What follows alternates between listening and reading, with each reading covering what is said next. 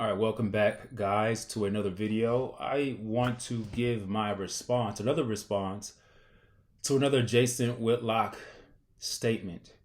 And certain things just don't resonate with me, and they shouldn't resonate with you either. If you know true history and you understand that the whole social construct as we currently know it is built upon a principle of dualism. When I say dualism, it means that it's a proposition of two reference, and the two reference are encapsulated in a sphere of good and evil.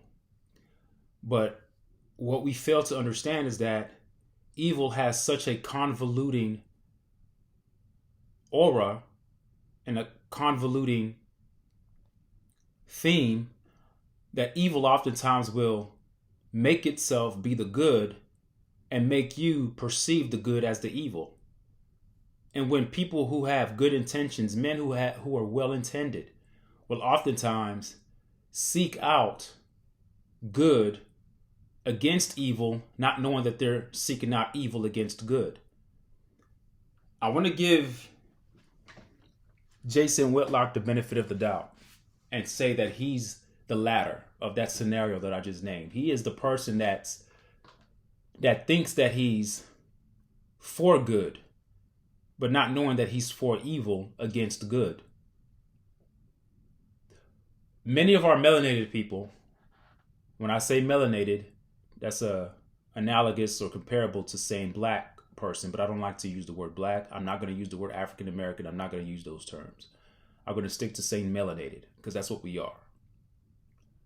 When we look at the entire plight of the melanated race or the melanated man, because we are all over the planet, different cultures, different environments, different languages, but still the foundational piece is that our melanin stays intact. That's the one common thread that makes us all connected, and it keeps us all connected to the universe as well. When I see the current plight of the melanated man, it begs the question, why don't we get it?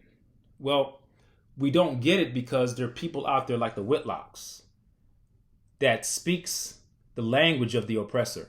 Now, some people hate when I use the word oppressor because the first thing they'll say is that we're not being oppressed. We have freedoms. Well, it's because you don't understand what true freedom is.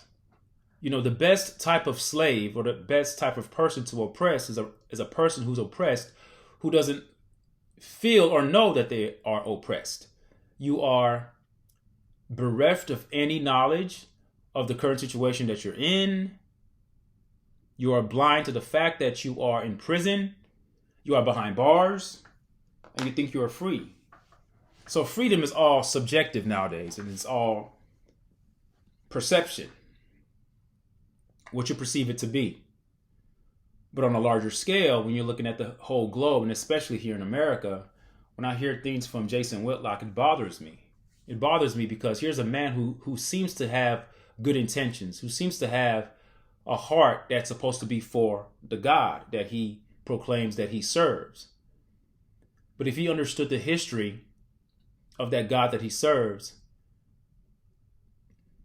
and had an open mind and considered all facts, not to be narrow-minded or myopic or tunnel-visioned, or feel the pressure of social strata or the sort of stratosphere, because social groups, many times social groups, they tend to push us in a particular direction. We feel a pressure to be put into a group. So you're born, you're raised around Christians, you really don't believe it because it's nonsense to you, it doesn't make sense, but then you eventually just join it because that's what everybody else is doing. The fact alone that Christianity is like one of the largest religions in the world should let you know that it's a false religion. There's nothing that this world propagates that it gives you, that it emits, that it produces, that's anchored in truth. It may have speckles of truth in there, but when you have truth speckled in with falsities, then you have falsities, because a little bit of impurities always ravages the purity. If something's pure, it means that there should not be anything that's toxic or anything that goes against that purity. So you can have a book that has truth in it, but when you have misinterpretations, curated words, men who've tampered with the documents, when they're telling you that book is a word from God, they're not telling you that they got the information in that book from ancient Sumerian texts and ancient Sumerian tablets. They don't tell you that there are other stories out there that mirror the same stories that you read in the Bible with just different names. To truly believe that a particular book comes from a divine being, a benevolent being, you have to have read everything exhaustively to believe that book is strictly from this one God that you claim to serve, Jason Whitlock. And you're always going back to that. See, blind followers of religion, they tend not to be balanced in their thinking. Okay? They think that believing in something that's impossible puts them in a spiritual light. And if you're a person that predicates your worldview based upon logic and sound reasoning, then it puts you in the category of being too fleshy. Because after all, the scriptures tell you not to lean to your own understanding. The scriptures tell you not to be blind. Those who say they see are blind, and those who are blind see. Those scriptures that have been taken so out of context have deeper meanings, and they all come from the African side of the world. There's an Afrocentric element in those scriptures, the Psalms, the Proverbs. It's a curated book. Everyone knows that. The age of awakening is now. But the crazier the world gets, there are people like Jason Whitlock who can infuse the biblical rhetoric to swoop in people who are ignorant. And I say that respectfully, because I was one of those people who believed the same things that this Jason Whitlock guy believes. Some people have casted me out as being, oh, you worship the devil. I don't worship the devil. I don't worship anything. That's the problem. We're seeking to worship. We're not made to worship anything. Animals, trees, nothing sentient, nothing that has a conscience. Nothing worships anything. Okay? The best thing you can do is live to your higher self. But yet they tell you don't do that. That's being selfish. That's you can't be selfish. You have to, Jesus died for your sins, so you gotta sacrifice. Those are all terms that are rooted in a mire of slavery, of oppression. Give up this, give up that. Why do we have to give up anything? When we are connected to God, when we are gods, cosmically, God is everywhere at once. That's why he's omniscient. He's in every being. He's in every atom. He's in everything. It's not just one guy in the sky with a beard watching everything. Fairy tale for adults. And when you bring it up to their attention, they get offended. Because I'm going to tell you what Jesus has done for me. Well, things have happened in my life. I just don't attribute it to a God. I attribute it to just me putting forth the energy to do it. Do you think God is relying on anybody? If you are a miniature of a God and you're just a miniature version of him or it or that power, because God has no gender, it's a power, it's a force, it's a vibration, it's a frequency, then you can realize that this is on me. That's empowerment, folks. In a work sector, when you want to build capacity with any kind of people, you want to train them up, give them the empowerment and the confidence to let them know that they can go out there and do the job by themselves. They don't need me to hold their hand. You guys are on your knees like peasants, like peons, Euro peons, who brought that religion over here to Mesoamerica when our people were already here. When I say our people, I mean the melanated people. They call them the Niji. They were already here. They came here, they infiltrated, and they've used the same literature to brainwash our people. And here you have Jason Whitlock, who has a platform to do much good. But he speaks for the European. He doesn't speak for us.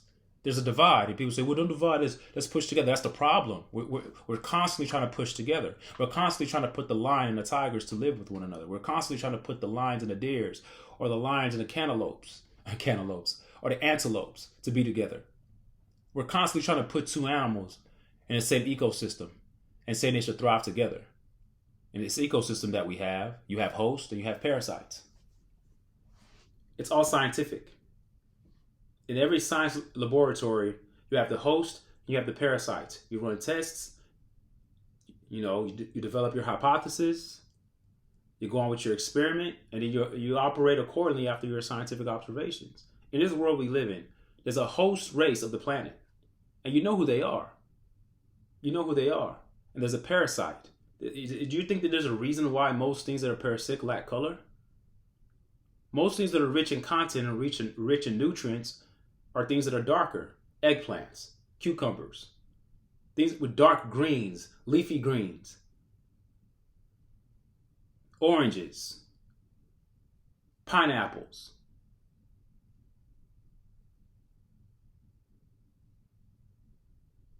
All of those fruits, the colors.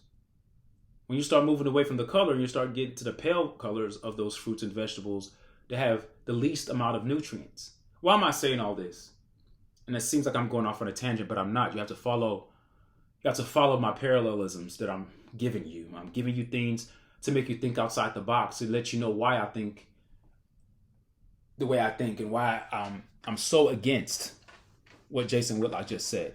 Earlier, I gave you guys my analysis of what he said about Shannon Sharp, about him acting like a buffoon, a ghetto buffoon, in order to rise in the industry. Sounds like a man that he headhunts the rise of any melanated person and seeks chinks in their armor, and he pounces on it. He's parasitic. But it's unfortunate that he's parasitic because he's melanated.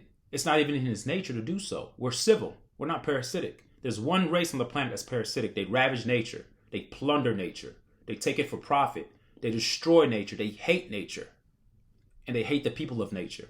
They come to kill, steal, and destroy. The bridges of their nose are pointy because they see the world in two. They see the world in divisions. While the other races more have a flatter bridge to their nose, we see the whole world as one.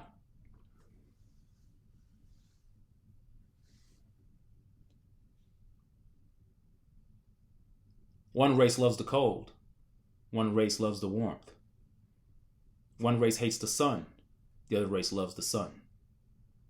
We're different species, folks. We may be all humankind. They're mankind. We're human. We're light men. Hue, light, shade. We are light men. We gravitate towards light, sun. They are mankind. They are a kind of man. And unfortunately, we have Jason Whitlock, who's supposed to be fearless, saying things like this. And I'm going to get to what he said right now, because I think I've talked long enough. Okay? This is what he said. He says,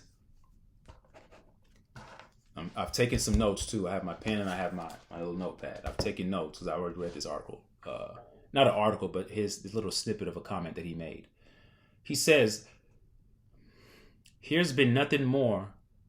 I think he meant to say there's been nothing more.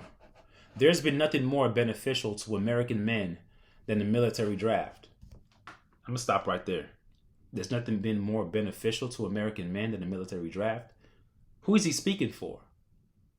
He's speaking for the European. This country was already owned by the Niji.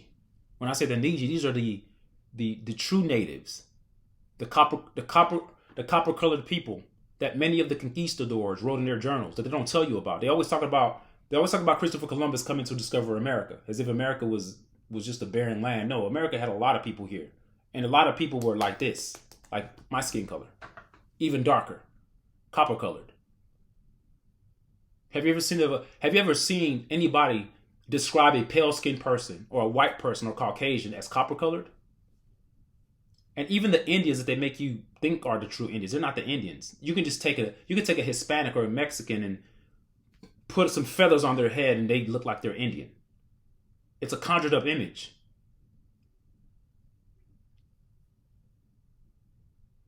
He says there's been nothing more beneficial to American men than the military draft. No, there's nothing There's been nothing more devastating to American men than the military draft. How many young men have went to war and died for no cause? Jason Whitlock.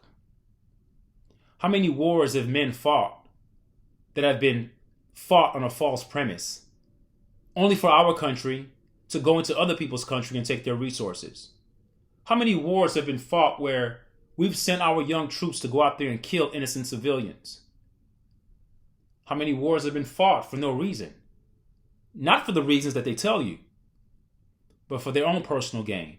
How many wars have been fought to go out there and debacle and destroy economies of other countries that are doing well for themselves because they're competing against the American dollar? As America sees a threat, they find a reason to justify their invasion, and they go there, they kill their leaders, destroy their country, give it a whole entire new rebuild, and appoint their puppets in those positions to gain control over the world. So when I say that America is an empire, it is an empire because we are everywhere. What about those countries? What about the false narrative of terrorists coming from Palestine? Not knowing that not knowing that those terrorists are American-made terrorists. The plot thickens, folks. The narrative is set by those who have the power of the pen to shape the narratives.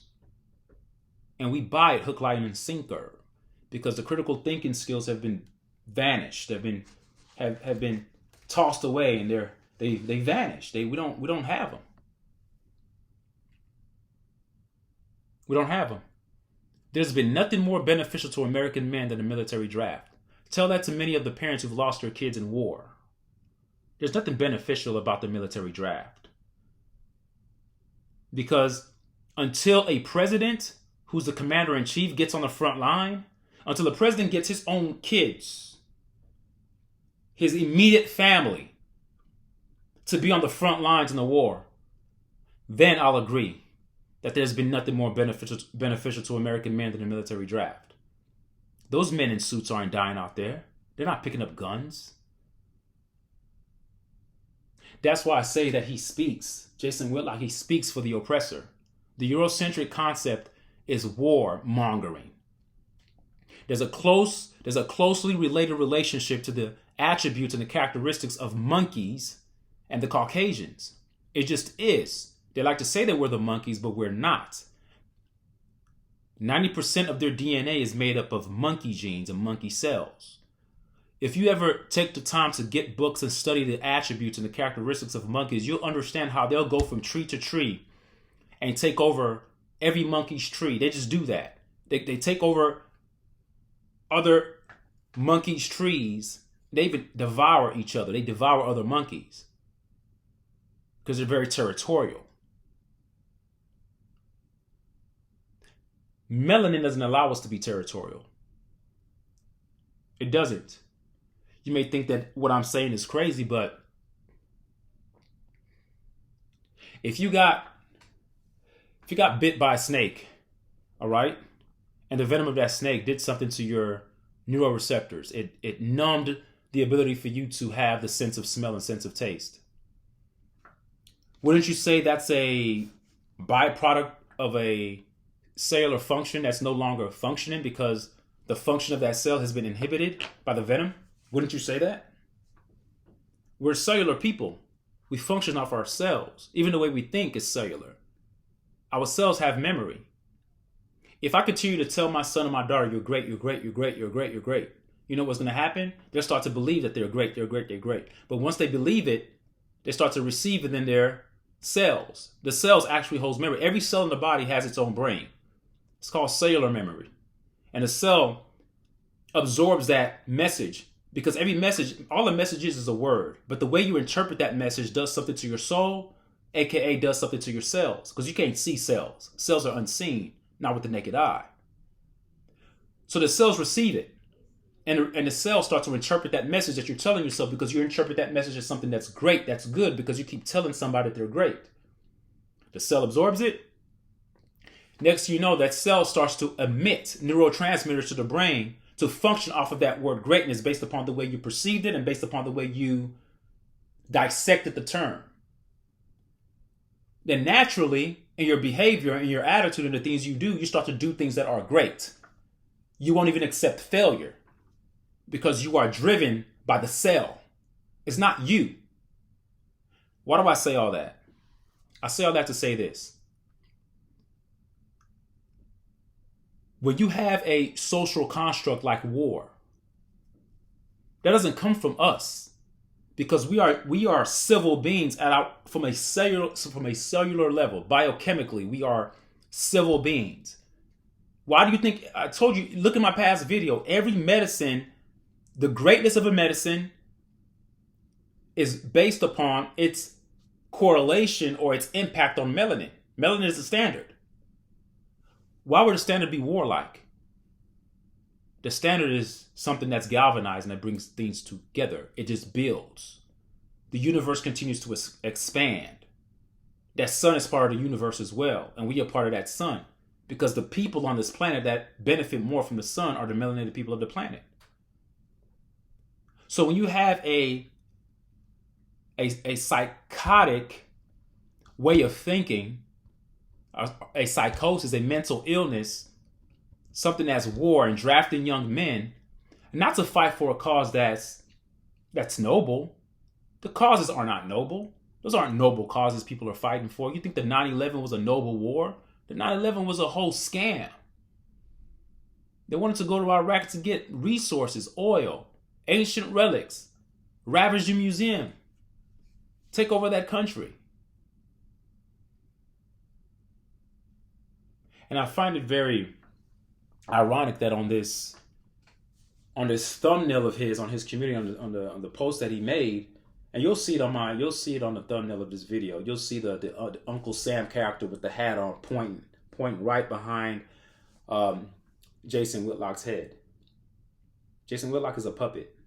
The same accusations that he gives to Stephen A. Smith about being part of the industry, try to set himself apart, being distinct from them. He's just controlled opposition. He speaks the language of the European by using religion as a way to siphon in the ignorant and the non-thinker and the non-thinking. See, people gravitate to religion because there's so many things that are inexplicable.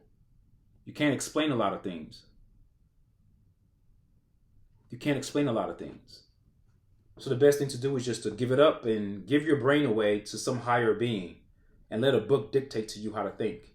No, just because you don't know everything doesn't mean that you can't try to know everything. And as a collective, as a human race, if we all strive for truth outside of these constraints, and I call these constraints because they constrain you from the truth.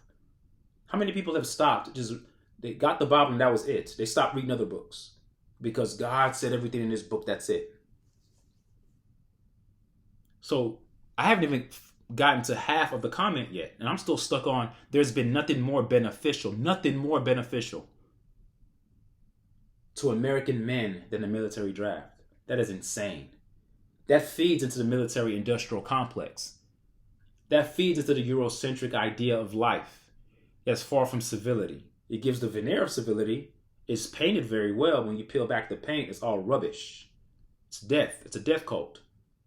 It's another part of depopulation that's instituted within the social strata. Because the population comes in many forms. It can come medicinally, it comes chemically, it comes by war. It comes by many things. That's just part of it. So that doesn't benefit men. It doesn't benefit anybody. Oh, you died for your country. My country?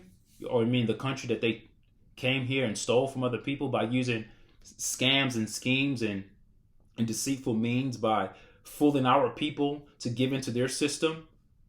We were too ashamed of what we had. We just had to try to amalgamate with them, thinking that we were trying to vote to be citizens, to be first-class citizens. They created a system. They created a coup.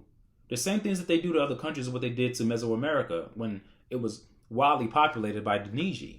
Melanated people. They came here to infiltrate it. That's what they do. That's their characteristics. Look throughout history. The European comes to steal, kill, and destroy.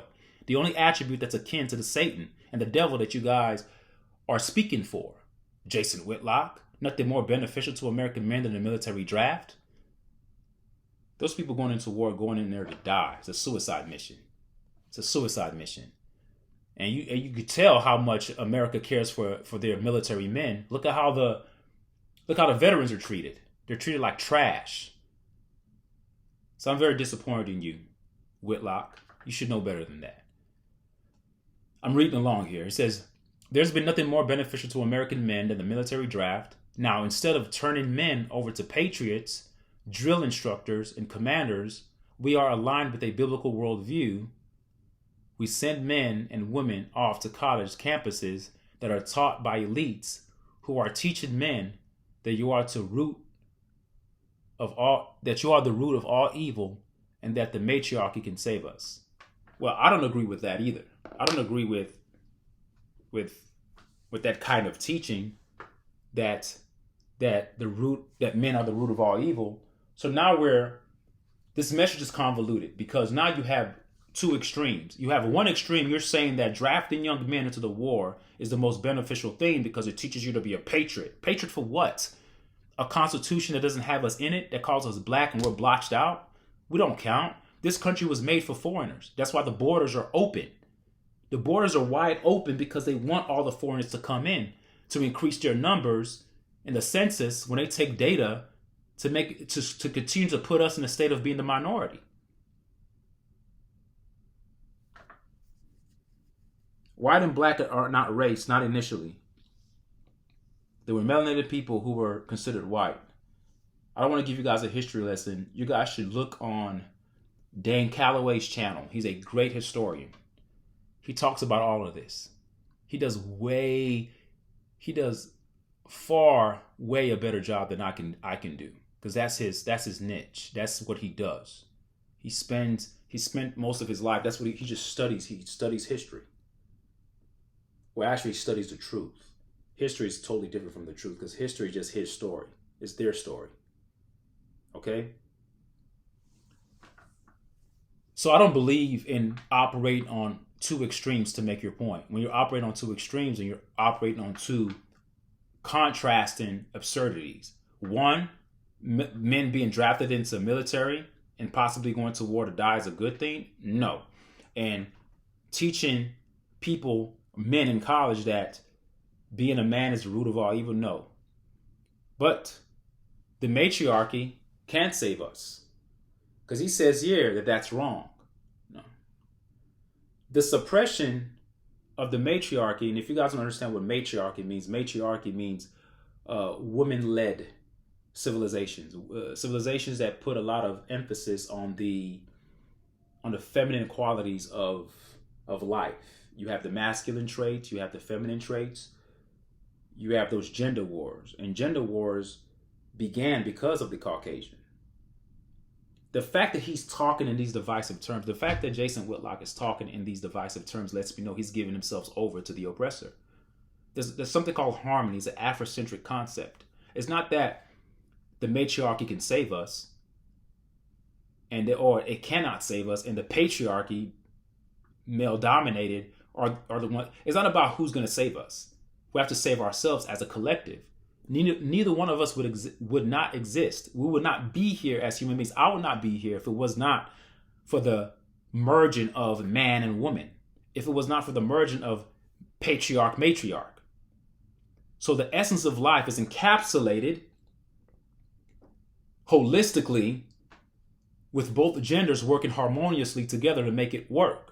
So it's not a divisive principle. See, this whole message is riddled with division. War is division, because he talked about war at the beginning, right? And if you continue to read along, he's like the biblical worldview against the elite's worldview.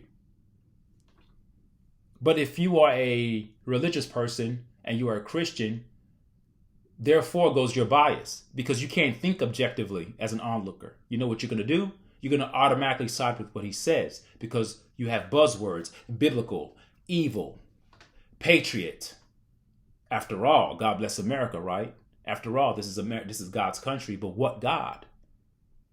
Ironically, believe it or not, when the truth comes out, it would be said that everyone who thought they were worshiping a God was worshiping the Satan that they tried to desperately avoid. If I was a devil, I would mask myself as a God and mask myself with a with a perception of benevolence and purity. Yet I'm going to commit most of the murders in the Bible and tell you that I'm good and it's justified.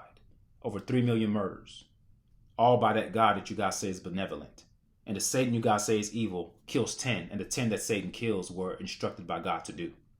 That's not my opinion. That's not conjecture. That's stats. That's in the Bible. But when you're blinded by fluff and myth, you'll think that everything that's contrary to the Bible is evil and everything in the Bible is good. You're not an objective person. You're biased. And your thinking is based on emotions. Because you're wrapped up in this, what this God did for me? What has he done for you now? What has he done for the world now? As he sits on his throne. What is that being waiting for? Not waiting for anything. Life is going to go on as usual. And I just believe that in due time, righteousness will prevail, but it's going to just take some time. There's an ebb and flow with darkness and evil. It oftentimes comes. But there's going to come a time where purity and righteousness and light will take over. So, Jason Whitlock, you're speaking for them. You're speaking for them. The matriarchy and the patriarchy is a spiritual thing that works harmoniously together to bring about the best result, the optimal result. It's the best practice. It's not matriarch against patriarch. And that's why the political sphere is just a circus, because you have these people who say the most outlandish things that are talking about women this or women that. And you have people on the masculine side or the male side saying men this and men that. It's all divisive. It's all a psychological construct that's been studied by the CIA, studied by these ancient Nazis that were brought here years ago, who came into this country and studied the brains of human beings, especially melanated people. What can we inject into them?